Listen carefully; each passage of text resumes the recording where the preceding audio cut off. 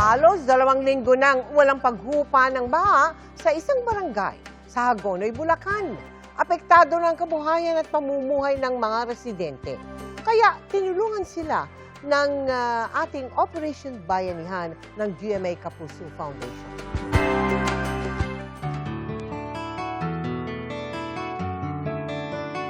Sa mahigit 20 taon niyang paninirahan sa Barangay Carillo, Hagonoy, Bulacan, hindi na bago kay Carlos sa mga pagbaha. Kamakailan nga hanggang tuhod ang baha sa kanilang bahay dahil sa habagat na kasabay ng high tide.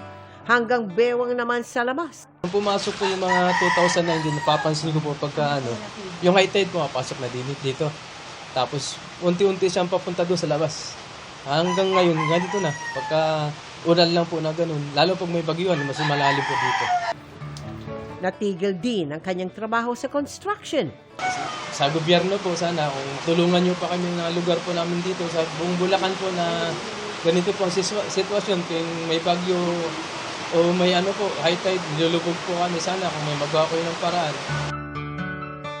Sa gitna ng ulan at baha, sinikap ng GMA Kapuso Foundation na marating ang bayan ng Hagonoy para maghatid ng food packs sa mga apektadong residente. Isa din po ang Carillo sa mga una din pong binabaha dahil po malapit din po ito sa Kailugan at malapit din po sa bayan ng Kalumpit. Sa kabuuan, 5,200 individual ang nahatiran natin ng tulong.